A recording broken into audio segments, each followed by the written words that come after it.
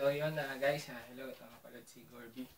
So, yun, gusto ko lang mag-share ng isang bagay kasi kanina, nag-devotion ako. And, I feel important na i-share to sa lahat ng mga people.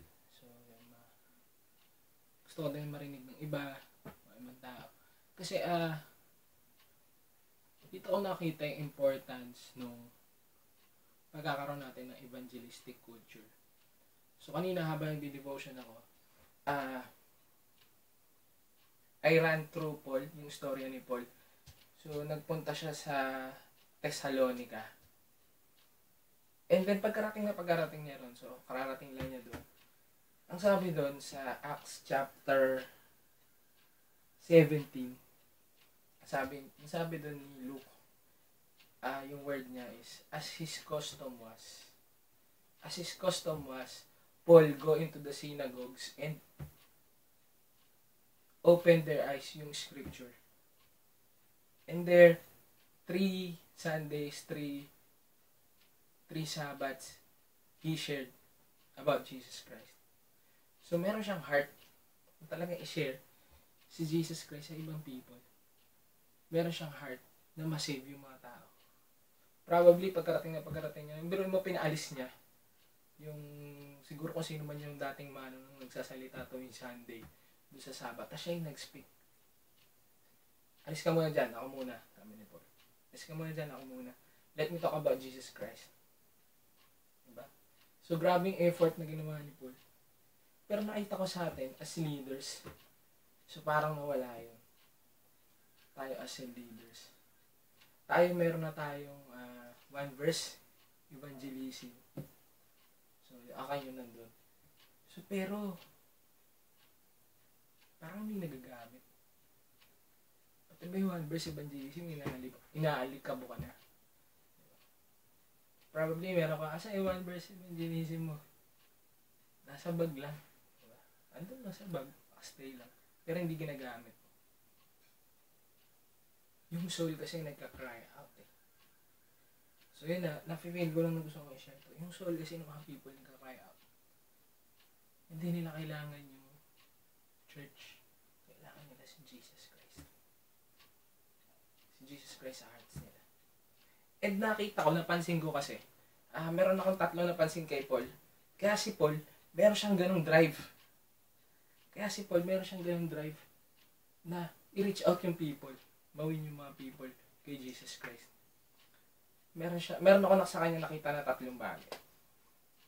So first one, he got a message from Jesus Christ.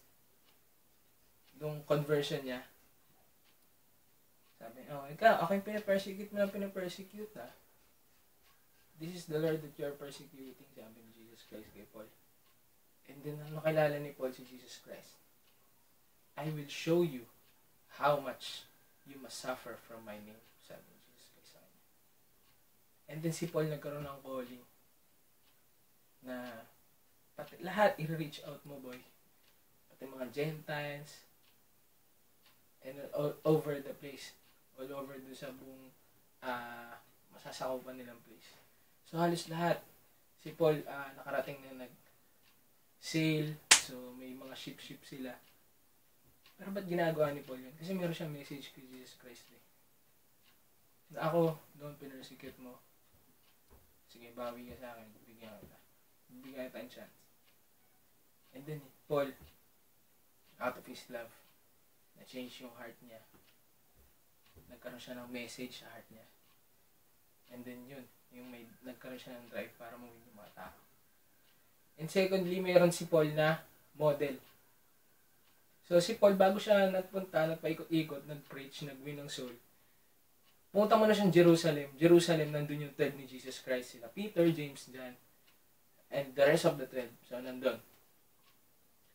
Tapos, hindi siya agad nag-preach. Nag-preach siya agad. Pero habang nag-preach siya agad, nakita siya ng model. Grabe, ito pala yung model of 12 ni Jesus Christ. So from Jesus Christ, tas yung 12, nakita ni Paul yun. Sabi ni Paul, ito yung gagayahin ko. And then, doon sa mga place na pinupuntahan niya, hindi na siya nagpipreach doon. nag-iiwan siya ng mga leaders of leaders. So, meron siyang mga 12 doon. So, iba-ibang lugar na yun. And then lastly, ito yung gusto kong pag-usapan. Si Paul kasi meron siyang movement. Meron siyang evangelistic culture sa heart niya. Kaya sabi doon, pagkadating niya doon sa Thessalonica, as his custom was, ibig sabihin para tradition na lang sa kanya yun, as his custom was, nagwin siya na nagwin ng people. Diba? Culture niya na yun. So, yun lang.